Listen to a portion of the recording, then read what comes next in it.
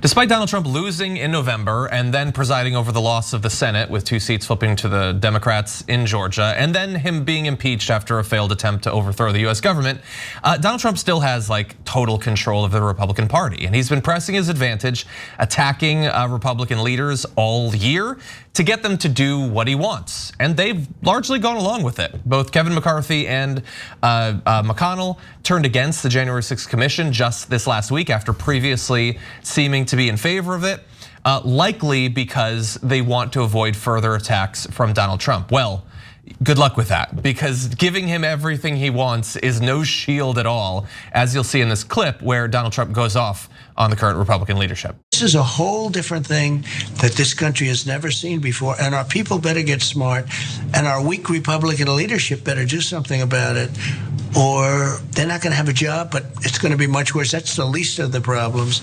They got to get tough, and they better do it soon. You know, I'm watching the negotiation, which is a one-way negotiation in Congress. They get whatever they want approved. McConnell is hopeless, and he can't stop anything. Can't believe he's sitting down with a person like that. Anyway, McConnell gave Trump what he wanted. McConnell and Kevin McCarthy, in the wake of January 6th, criticized Donald Trump, implying to varying degrees that he was responsible, at least in part, for what happened. And then they fell in line after Donald Trump repeatedly attacked them, despite the fact that Donald Trump doesn't even have his best weapon. He doesn't have Twitter anymore. All he has is his Tumblr, and that is apparently still enough. And so they give in and they give in and they give in, and always the threats to replace them with someone more loyal will be there. And so they didn't even get a weekend respite from his attacks here. Yeah, I mean, I feel two ways about it. One, just everything Trump says is a lie and absurd. Schumer would be much tougher. Yeah, right. Have you ever met Chuck Schumer? Okay. And then, you know, at some point in this interview, he talks about how the usual stuff. Oh my God, you know, if the Democrats had it reversed, they never would have certified the election. But they did have it reversed. You know, Biden won by 43,000 votes in 3 states. Trump won in 2016 by 78,000 votes in 3 states. A nearly identical fact pattern. And in 2000, Al Gore. Yeah, and what did the Democrats do? They didn't fight the certification of the election. And so in the House, a couple of people said, hey, you know, we should investigate this further, right? Because of specific things. But then they certified the election. Everybody moved on. It was not, there was no riot. There was nobody stormed the Capitol. There was no talk of, hey, should we have the vice president randomly declare Hillary Clinton the president? They could have done that. You know who the vice president was at the time? Joe Biden. Yeah. Oh, Joe Biden and Chuck Schumer, they're so strong, they would have done it. They didn't do it. It was them. It was literally them, right? On the other hand, look, Trump's strength is real, and it is greatly politically advantageous.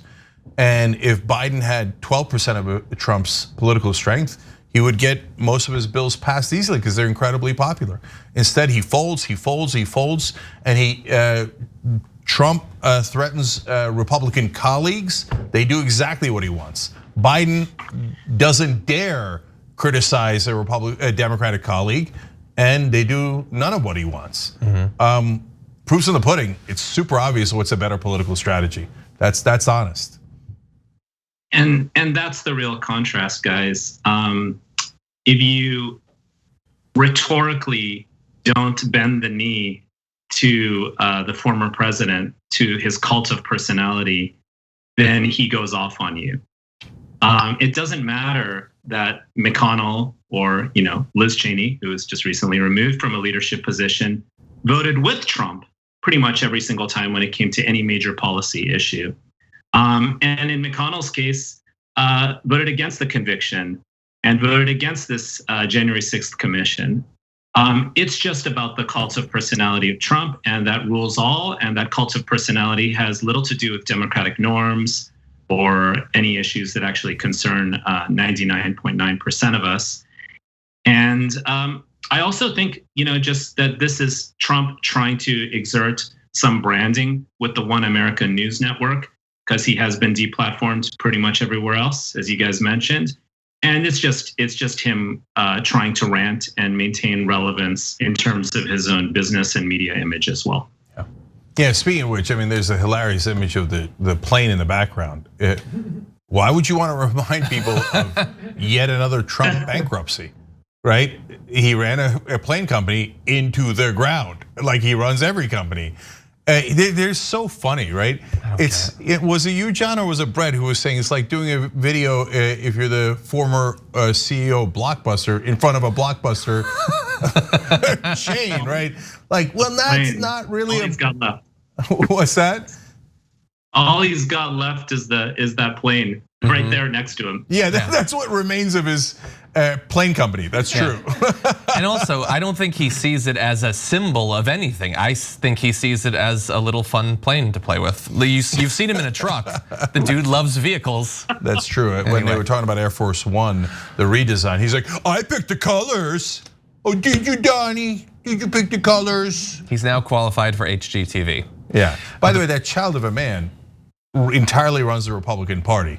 Yep. And so even McConnell, the legendary McConnell, I mean, he calls him weak. Are you crazy? McConnell's broken all the Democrats of my lifetime, right? Yeah. And even McConnell bends a knee. Yet the Democrats learn nothing from that. Yeah.